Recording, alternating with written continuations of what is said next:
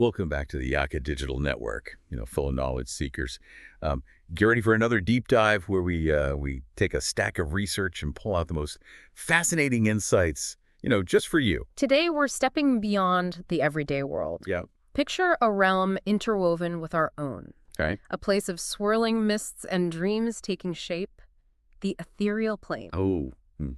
Okay. Yeah. Our source materials are calling this a guide to the ethereal plane, and I'm already hooked. But let's start with the basics for our listeners. Sure. What exactly defines the ethereal plane? Well, imagine a dimension that mirrors our world, the prime material plane, but is made of a substance called ether. It's not just an empty space, Okay. but a place with its own rules, almost dreamlike, Hmm. where thoughts and emotions can actually influence reality. That's pretty mind-blowing. So it's not just some empty void, No. but a place with substance, literally. Right. The guide mentions a strong connection to dreams. Right. It claims that dreams manifest physically on the ethereal plane. Yes. That's wild. It is. It's where the abstract world of dreams collides with tangible reality. Right. Think of it as a bridge between your imagination and the physical world. So are you saying that the monsters under my bed could be real somewhere out there? Let's just say the ethereal plane has its fair share of strange inhabitants. Okay. But before we get to those, how do we even get to this ethereal realm? Yeah, how do we? The guide mentions spellcasting, natural portals, Uh-huh. and even accidents. Accidents. Yeah, accidents. That sounds a bit ominous. Like taking a wrong turn and ending up in another dimension. It's not unheard of. Most journeys to the ethereal plane involve passing through a shimmering boundary called the border ethereal. Okay. It connects to the prime material plane, but its nature is influenced by whatever plane it borders. Wait a minute. So every plane of existence has its own ethereal border. That's right. That means there are countless borders with completely different properties. Exactly. The guide specifically warns about borders near fire-dominant planes. Those are extremely dangerous, even for seasoned travelers. Okay, note to self, avoid fiery borders at all costs. Yeah. Let's say you do manage to cross over safely. Right. What's it like actually being on the ethereal plane? It's a completely different experience. Okay. Imagine a world where your senses are unreliable, Oh, wow. distance is fluid, Uh-huh. and even breathing requires a strategy. Hold on, you can't just drop a bombshell like that and not explain the breathing part? What do you mean breathing requires a strategy? The air in the ethereal plane isn't exactly breathable in the conventional sense. Oh. You'd need to hold your breath, have some magical way to breathe, Right. or find pockets of breathable air that sometimes form from the ether itself. That's intense. This guide mentioned something called ethereal tracking. Yes, I'm guessing that's crucial for survival. absolutely. It's a specific skill that helps you navigate the fog and the distorted sense of space on the ethereal plane. Without it, you risk becoming hopelessly lost, especially in a region called the deep ethereal, Cool. where even time behaves unpredictably. Deep ethereal. Hmm. That sounds like the ultimate challenge. But before we go there, Sure. I have to ask about the creatures. This guidebook mentions phase spiders, demiplanes, and creatures called Zorn. Right. Let's start with those phase spiders. Okay. What makes them so unique? Imagine spiders that weave webs between dimensions. Uh-oh. Phase spiders use their webs to travel and hunt across different planes, making them a serious threat to anyone crossing their path. Okay, now that's terrifying. Those are some interdimensional spiders I wouldn't want to encounter in a dark alley, or anywhere for that matter. Let's move on to these demiplanes. Okay. What exactly are we talking about? Imagine entire pocket dimensions existing within the ethereal plane. All right. Some are natural, others magically created. But here's the fascinating part. Okay. Some demiplanes contain entire societies completely cut off from the rest of existence. So there could be lost civilizations just hiding out in these pockets of reality. That's incredible. Okay. Okay, we've got to talk about Zorn, too. Sure. They're described as being pretty dangerous, especially for anyone carrying treasure. Yes. What's the deal with them? Exorn are creatures with an insatiable appetite for precious metals. Okay. They are drawn to the prime material plane by the abundance of gold and valuables. So basically, leave your gold at home if you plan on venturing into the ethereal plane. That's a good idea. Got it. But speaking of valuables, what about magic? How does magic function in such a strange and unpredictable environment? Magic on the ethereal plane is both enhanced and disrupted depending on location. Oh. Ethereal matter can interfere with certain spells, while other areas called ethereal keys actually amplify magical effects. Wow, so spellcasting in the ethereal plane is a gamble. It can be. But what about magical items? I bet there are some pretty crazy artifacts to be found there. The guidebook mentions some remarkable items. Like what? Take the boots of the borderless, for example. Okay. They allow the wearer to walk between different planes of existence effortlessly. Hold on. Effortless interdimensional travel. Those boots sound incredible. What other magical items stand out? There's the Horn of the Inner Planes, a powerful artifact granting access to the raw elemental forces of fire, water, earth, and so on. Wow, that sounds like immense power. And possibly a recipe for disaster. So we've got magical items, unpredictable spells. What about specific places? Are there any locations in the ethereal plane that are especially noteworthy? There are many remarkable locations. Okay. Take Anavuri, for example. Right. It's described as a ruptured dreamscape where dreams take physical form, often in unsettling ways. Whoa, a dreamscape gone wrong. I'm picturing something out of a surrealist nightmare. Yeah. What else is out there? There's the City of Freeholds, a bustling metropolis of etherfarers, those who have mastered the art of navigating the ethereal plane. A whole city in the ethereal plane. That's mind-blowing. I'm guessing it's not your typical tourist destination. Not exactly, but it does show the resilience and adaptability of those who call the ethereal plane home. Before we get too lost in the wonders of this city, I have to ask about another location the guide keeps mentioning. The castle at the edge of time. Ah, yes. What's that about? The castle is said to be home to a powerful mage who studies the flow of time itself. Oh, wow. Some believe he holds secrets that could unravel the fabric of reality. Secrets that could unravel reality. Hmm. Okay, now we're getting into some seriously heavy stuff. Yeah. But we'll have to save that discussion for later.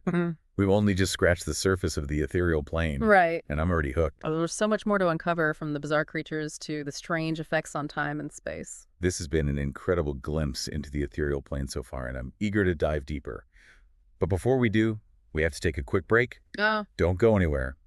We'll be back with more mind-blowing insights in just a moment.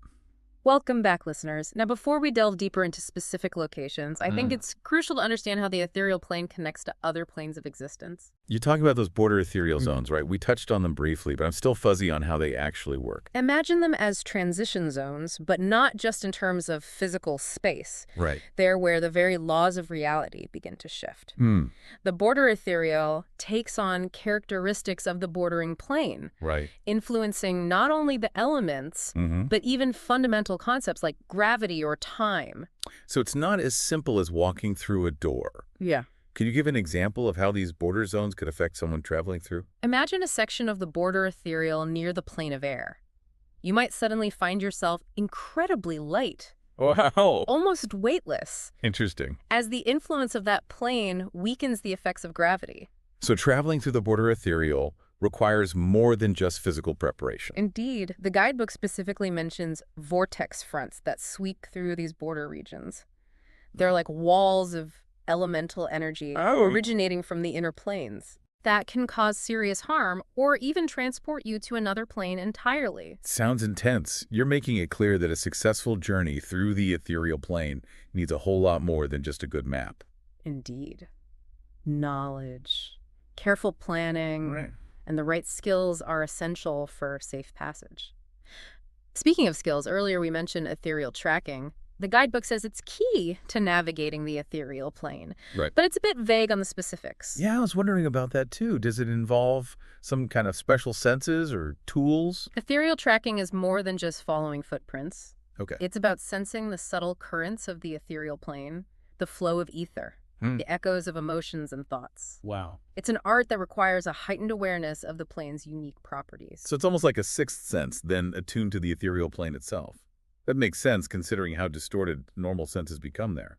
But what about magic? We talked about how it can be unpredictable in the ethereal plane. The guidebook dives deeper into this, describing ethereal keys and dead magic zones. Keys amplify magic-making spells more potent, but potentially unstable. Right. While dead magic zones nullify certain types of magic altogether. So a fireball spell could be devastating in an ethereal key, but utterly useless in the dead magic zone. That's a pretty big gamble for any spellcaster. Exactly. These areas are often shifting and unpredictable, Yeah. adding another layer of complexity to magical practice on the ethereal plane. All of this just reinforces how different and challenging this plane is. But I have to ask, with all the dangers we've discussed, why would anyone risk going there? Because for those seeking knowledge power or simply the thrill of the unknown, the ethereal plane offers unparalleled opportunities. Like what? Imagine discovering a lost civilization, Okay. finding artifacts of unimaginable power, Uh-huh. or even gaining insights into the fundamental workings of reality itself. That's like a high-stakes treasure hunt. Then Mm. the rewards could be enormous, Yes, but the risks are equally significant. that's a fitting analogy. And remember, you wouldn't undertake such a journey alone. Right. You'd need the guidance of someone who knows the plane intimately, someone like an etherfarer. Ah, yes, the etherfarers, those seasoned travelers we mentioned earlier. They sound like the ultimate guides for anyone brave enough to venture into the ethereal plane. Exactly. They've dedicated their lives to understanding the plane's intricacies. They can navigate the shifting landscapes, avoid the worst dangers, and perhaps even open doors to opportunities you wouldn't find on your own. Okay, I'm officially adding find a reliable etherfarer to my list of essential ethereal plane travel tips. But let's get back to the deep ethereal. It's been looming over our conversation like a mysterious, uncharted territory. The deep ethereal is the heart of the ethereal plane.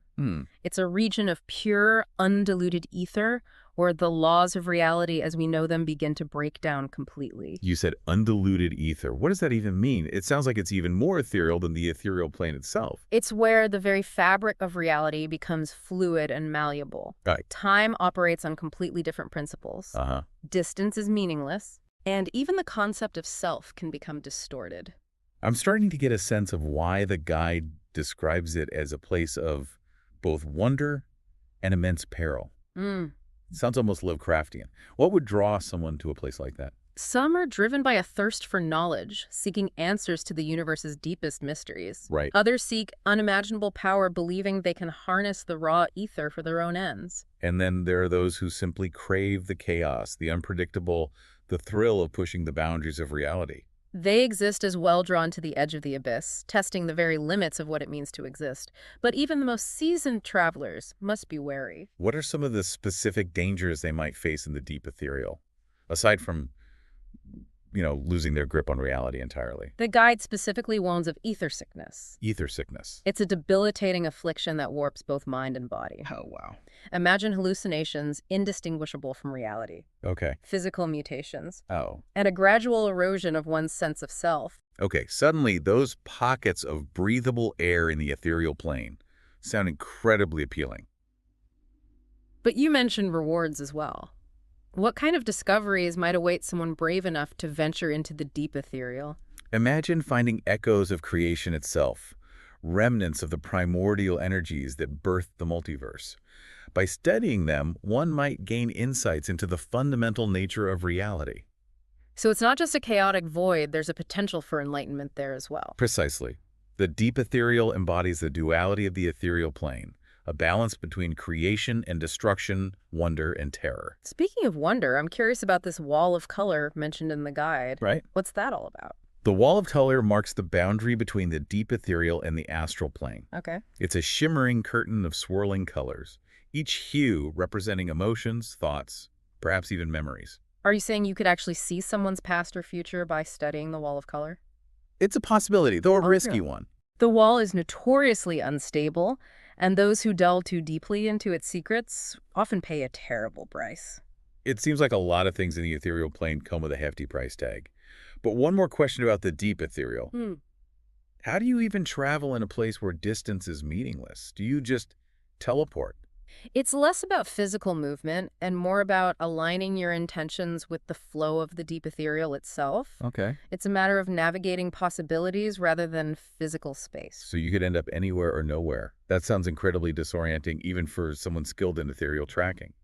The deep ethereal takes you where you need to be, whether Right. you want to go there or not. Right. Approaching it with humility and respect is crucial. Okay, after all of this, I'm starting to think approach with caution is the overarching theme of our entire deep dive today. But let's move on from the mind-bending nature of the deep ethereal to something a bit more concrete. The creatures. We've already talked about phase spiders and Zorn, but this guidebook hints at an entire menagerie of bizarre beings. The ethereal plane is teeming with life, each creature stranger and more wonderful than the last. Wow. Where shall we begin? We could delve into the phase spiders further, or perhaps explore the unique nature of Zorn. I think we've sufficiently spooked our listeners with those phase spiders for now. Mm. They sound scary enough already. I'm curious about the Xorn, though. They're described as being obsessed with precious metals. But is there more to them than just an insatiable hunger for treasure? Right, let's dive into these Xorn. They're described as creatures of earth and stone drawn to precious metals. But is it just the simple biological need, like a craving for salt? It's deeper than that. Exorn possess a connection to the raw elemental energies of the inner planes, particularly earth and stone. Right. Their attraction to precious metals stems from those metals being infused with these elemental forces, especially in areas of concentrated mineral wealth. So it's not just about consuming the metals themselves. Right. They're drawn to the concentrated magical energies within them. Precisely. The guidebook describes them as seeking out nodes of elemental power, often found in places rich with precious metals. Okay. They don't simply devour these materials, they absorb the energy within them. That makes them much more than just ravenous beasts. They're almost like living conduits for elemental energy. Yeah. But the guide also mentions Zornrod items. Yeah. What are those exactly? When a Zorn consumes an object of significant magical or material value, it doesn't destroy the object. It transforms it, imbuing it with a portion of the Zorn's own elemental energy. These objects become highly sought after despite their unpredictable nature. So it's like an unpredictable form of magical enchantment. You could end up with a powerful artifact, Right. but it might also explode in your face. That's the risk with Zornrod items. They're both powerful and perilous, reflecting the volatile nature of the Zorn themselves. Okay, I think we've covered the Zorn pretty thoroughly. Yeah.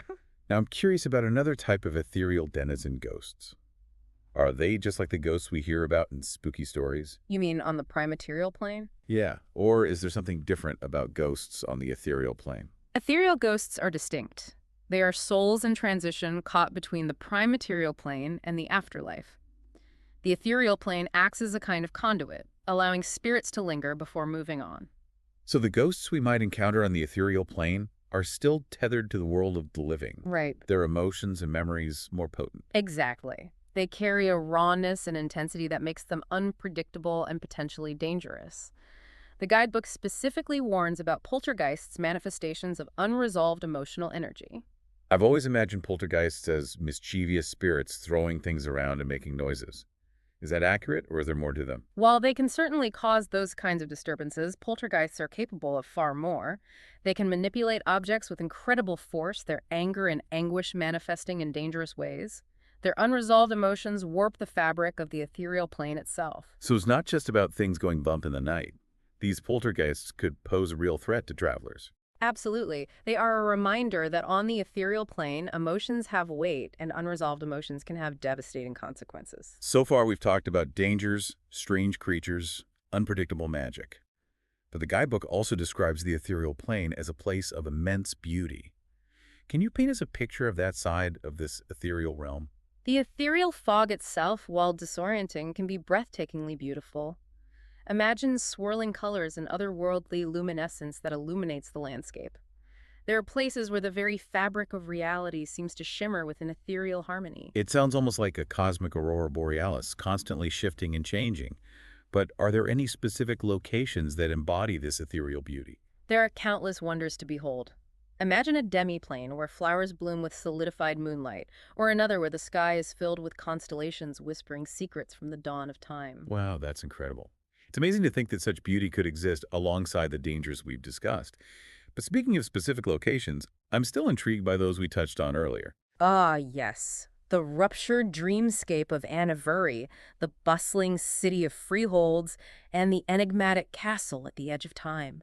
Each holds unique wonders and perils reflecting the diversity of the ethereal plane. Let's start with Anniversary. The guidebook describes it as a place where dreams take physical form. Yeah. But what does that actually mean for someone traveling through it? Imagine a landscape in constant flux, shaped by echoes of dreams fragmented and distorted. One moment you might find yourself in a forest of giant candy canes. The next, you're surrounded by a sea of molten clocks. It sounds both fascinating and terrifying. The guide also mentions a pool in Anniversary that reflects images from the prime material plane.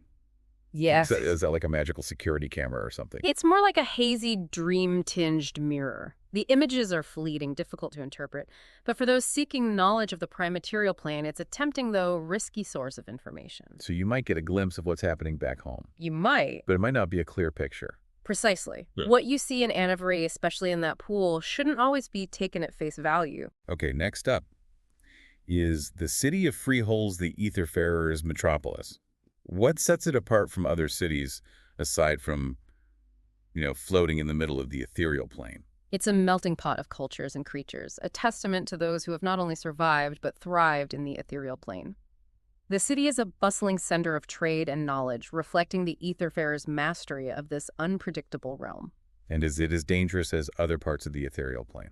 Danger is ever present on the ethereal plane. But the Etherfarers have learned to navigate those dangers, creating a society that is both adaptable and resilient. They've built a community based on shared understanding and respect for the plane's power. It sounds like they've created a haven within a chaotic realm. Finally, we have to talk about the castle at the edge of time. It's been shrouded in mystery throughout our conversation. It's a place out of legend existing partially on the ethereal plane and partially on the prime material plane.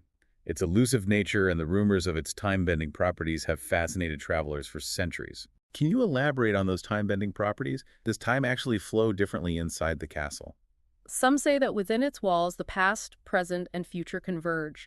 Visitors claim to have witnessed echoes of events yet to come, while others find themselves reliving moments long gone. That sounds incredibly disorienting. It's like stepping into a surrealist painting where the rules of time no longer apply. That's a fitting description. But the castle is not easily found. It appears and disappears seemingly at random, perhaps only revealing itself to those it deems worthy, or perhaps those it seeks to ensnare. It sounds like a gamble with time itself and a fitting final mystery for our deep dive into the ethereal plane. We've journeyed through swirling mists, encountered bizarre creatures, and explored landscapes where reality bends to the whims of dreams and emotions. We've seen that the ethereal plane is a place of both wonder and terror, beauty and peril, where the boundaries of what we perceive as real are constantly challenged. It's been an incredible journey, and I hope our listeners are as fascinated by this realm as I am. But before we wrap up completely, I have one final thought for you to consider. Imagine the possibilities if you could step into the ethereal plane yourself. What wonders would you discover? What challenges would you face? It's a question worth pondering, as you never know what lies just beyond the veil of our everyday reality. And don't forget to check out the guidebook for more details on the ethereal plane. Be sure to tune in daily for new episodes where we explore even more fascinating realms and mysteries. You can also visit us at www.yakacc/books or WhatsApp +2 567 30170 for more. And as always, please share this episode with someone who you think might enjoy it. Thanks for listening.